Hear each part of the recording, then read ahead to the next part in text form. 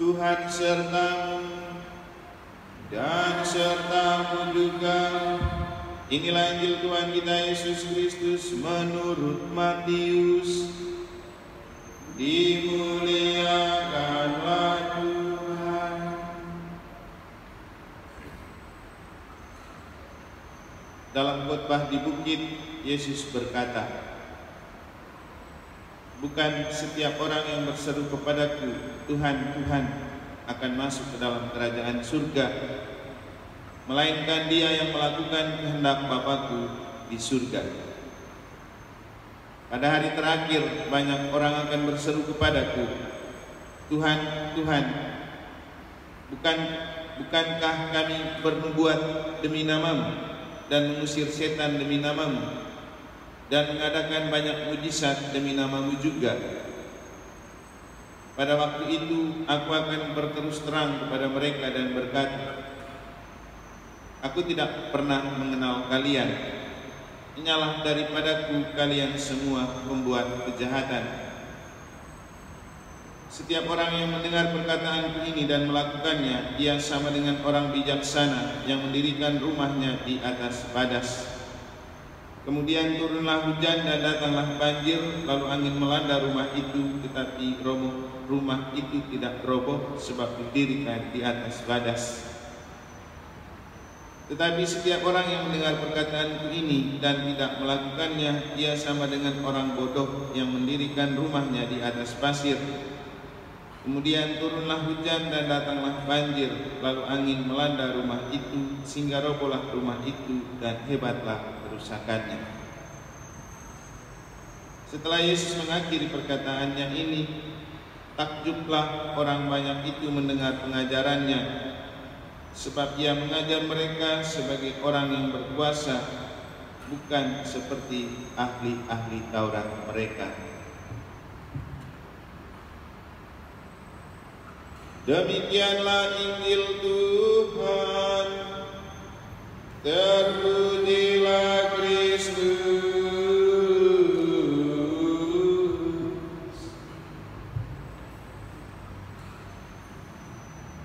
Bapak, Ibu, saudara-saudari, umat beriman sekalian yang saya kasih dalam Tuhan, apa yang disampaikan atau disabdakan oleh Yesus melalui Injil pada hari ini masih punya kaitan dengan dua permenungan yang telah kita dengar pada hari Selasa dan Rabu kemarin. Hari ini Yesus berbicara tentang bukan orang yang berseru Tuhan, Tuhan akan masuk ke dalam kerajaan surga, tetapi dia yang melakukan kehendak Bapa-Ku. 2 hari lalu kita mendengar bahwa pintu yang lebar dan jalan tol menuju kebinasaan hidup adalah will to power atau kehendak berkuasa yang dimaklumkan oleh Friedrich Wilhelm Nietzsche dalam setiap pribadi. Saking besarnya kehendak berkuasa di dalam diri kita lalu tidak membiarkan penguasa berkehendak di dalam diri dan hidup kita, maka pemaksaan kehendak selalu terjadi, dan itulah yang menimbulkan banyak persoalan dalam hidup. Susah sekali kita membuka hati dan kehendak untuk membiarkan kehendak Allah terjadi dalam hidup dan perjuangan kita, oleh karena kita telah membentengi diri dengan kehendak yang kuat yang ingin menang sendiri. Hari ini Yesus berbicara tentang orang yang melakukan kehendak Allah adalah mereka yang layak memperoleh kerajaan Allah. Konkretnya, kita jangan terlena dan terkecoh dengan banyaknya doa dan pujian yang kita lakukan dengan menyebut-nyebut nama Tuhan. Itu bukanlah jaminan keselamatan.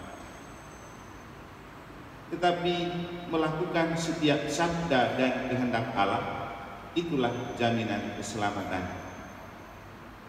Bahkan dengan sangat ekstrim, Yesus itu memberikan sinis kepada mereka yang rajin berdoa dan menjual nama Tuhan dalam doa dan pujian-pujian, tetapi tidak melakukan kehendak Allah, tidak taat dan setia kepada kehendak dan sabda Allah.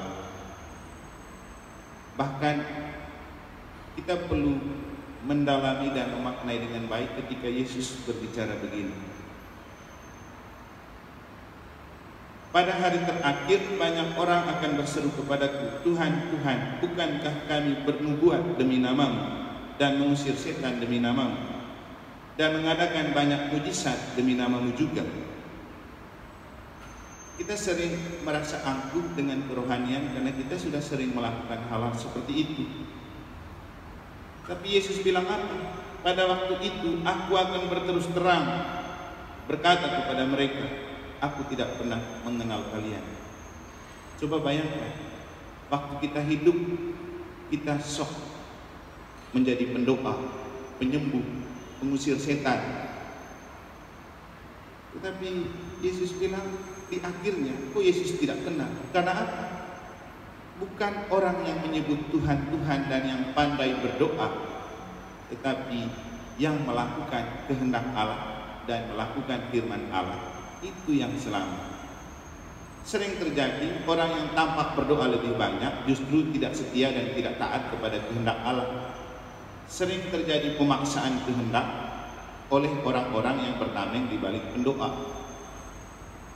Tapi sebaliknya, ada orang yang tidak pendoa, tapi dia hidup sesuai dengan rencana dan kehendak Allah. Inilah iman sejati. Bapak Ibu saudara-saudari, melakukan kehendak Allah dan hidup sesuai dengan apa yang disabdakan oleh Yesus. Kalau kita hubungkan dengan permenungan kemarin, sahabat sejati adalah orang yang hidup sesuai dengan kehendak Allah, bukan pemaksaan kehendak sendiri di hadapan orang. Hal ini terkait dengan, saya pikir Tian yang membuat status terkait dengan pernyataan Yesus itu, bagaimana menjadi seorang sahabat. Yesus bilang, kamu adalah sahabatku jika kamu melakukan apa yang kukatakan padamu.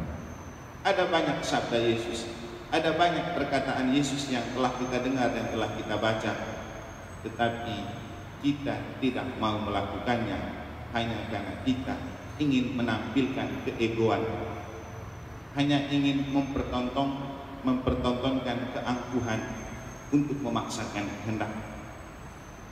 Banyak orang yang kemudian tidak setia dalam hidup gereja dan beriman justru karena ia terlalu memaksakan diri dan kehendaknya di hadapan kehendak Tuhan dan gereja.